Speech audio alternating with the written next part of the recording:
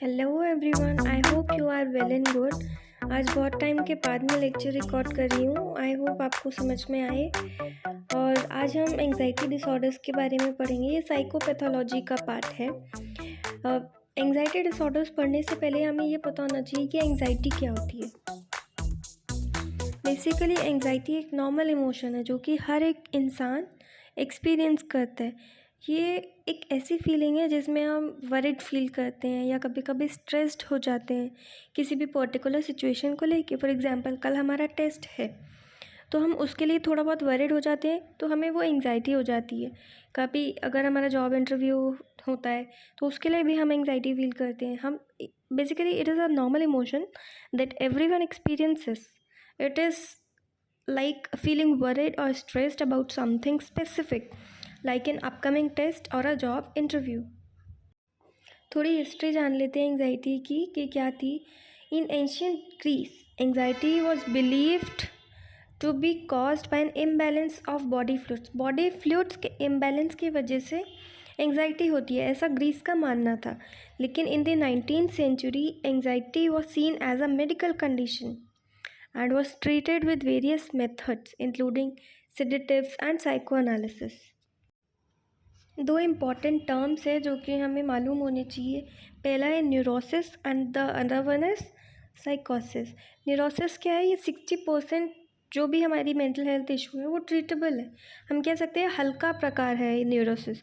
लेकिन इसका गंभीर प्रकार यानी कि एक डेप्थ में जो कि है जिसको ट्रीट करना बहुत मुश्किल हो जाता है, that is psychosis.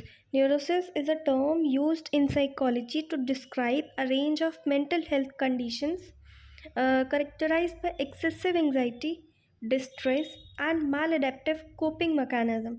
Whereas psychosis is a mental health condition where a person experiences a loss of touch with reality. It can involve hallucinations, delusions, and disorganized thinking. हमने एंग्जाइटी पढ़ लिया, ये तो नॉर्मल इमोशन है। लेकिन anxiety disorders on the other hand is more intense and persistent feelings of fear and worry, जो कि हमारी डेली लाइफ में इंटरफेयर कर सकती है। ये बहुत ही ज़्यादा इंटेंस में प्रेजेंट होती है हमारे लिए, जिससे एंग्जाइटी डिसऑर्डर्स फॉर्म हो जाते हैं। एंग्जाइटी तो एक नॉर्मल इमोशन है, लेकिन एंग्जाइटी डिसऑर्डर्स उसके भी आगे का इंटेंस रूप है। They are diagnosed when these feelings become excessive. जब हमारी फीलिंग्स एक्सेसिव अमाउंट में हो जाती है, डिसप्रोपोर्शनेट हो जाती है सिचुएशन के अकॉर्डिंग, तब हमारे एंग्जाइटी डिसऑर्डर्स होते हैं। एंग्जाइटी डिसऑर्डर्स के कुछ टाइप्स हैं जो हम पढ़ लेते हैं। पहला है जनरलाइज्ड एंग्जाइटी डिसऑर्डर, जिसको GAD के नेम से भी पहचाना जाता है। दूसरा है panic disorder. Third one is social anxiety disorder. Fourth is specific phobias. Fifth is OCD, that stands for obsessive compulsive disorder, and the last one is PTSD, which stands for post traumatic stress disorder. People with GAD, that is generalized anxiety disorder, experience excessive worry and anxiety about various aspects of their life. जिनको generalise anxiety disorder होता है वो छोटी छोटी चीज़ों पे भी बहुत ज़्यादा वरी करते हैं, उनको एंग्जाइटी बहुत ज़्यादा होती है। फॉर एग्ज़ाम्पल वर्क के लिए भी, हेल्थ के लिए भी, रिलेशनशिप्स में भी लोगों को GAD बहुत होती है।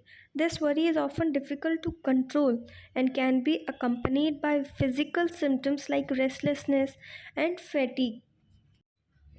फॉर एग्ज़ाम्पल, जैसे अगर हम कहीं बाहर जा रहे हैं, हम मम्मा को बोल के गए कि हम 8 बजे तक वापस आ जाएंगे, लेकिन 8 से 1 मिनट ऊपर हुआ नहीं कि उनकी एंग्जाइटी शुरू हो जाती है कि अभी तक वो वापस आए क्यों नहीं। Individuals with panic disorder experience sudden and recurring panic attacks. जिनको पैनिक डिसऑर्डर होता है उनको पैनिक अटैक्स आते हैं, कभी भी आ सकते हैं। वो सडन और रिकरिंग पैनिक अटैक्स होते हैं। These attacks are characterised by intense fear and physical symptoms. कैसे हो सकते हैं उसमें? हार्ट बीट तेज होना, shortness of breath and chest pain. Panic disorder can lead to a fear of future panic attacks even, which can further contribute to anxiety. Social anxiety disorder क्या होता है? इसमें सोशल सिचुएशंस को हम avoid करते हैं, लोगों से मिलना जुलना कम करते हैं। क्यों? क्योंकि हमें फियर होता है कि वो हमें जज करेंगे और हम एम्बैरस हो जाएंगे उनके सामने। People with social anxiety disorder may avoid social interactions or endure them with extreme discomfort and anxiety. Specific phobias क्या होते हैं? It includes an intense fear and avoidance of specific objects और situations. हम किसी पर्टिकुलर ऑब्जेक्ट को या फिर situation को अवॉइड करने लग जाते हैं. फॉर एग्जांपल किसी किसी को पानी का फोबिया होता है, किसी को हाइट का फोबिया होता है, किसी को स्पाइडर का, तो किसी को डॉग का. ठीक है. The fear is often irrational and can cause significant distress. OCD में क्या होता है? रिकरिंग थॉट्स होते हैं. कुछ थॉट्स हमें बार बार परेशान करते हैं, या फिर ऑब्सेशंस होते हैं जिसकी वजह से रिपीटेटिव बिहेवियर्स और कंपल्शंस हो जाते हैं. These compulsions and obsessions can significantly interfere with our daily life and cause anxiety. और पीटीएसडी में क्या होता है कि जो पीटीएसडी है that gets triggered by a traumatic event. हमारी पास्ट लाइफ में कुछ भी ट्रॉमेटिक हुआ हो जिसकी वजह से हमें तकलीफ़ होती हो, वो बार बार हमें ध्यान में आता है. It involve symptoms like flashbacks, nightmares and severe anxiety. It can severely impact a person's daily functioning and overall wellbeing. Okay, thank you so much. I hope आपको वीडियो पसंद आया हो, तो please like, share and subscribe. Bye bye, take care.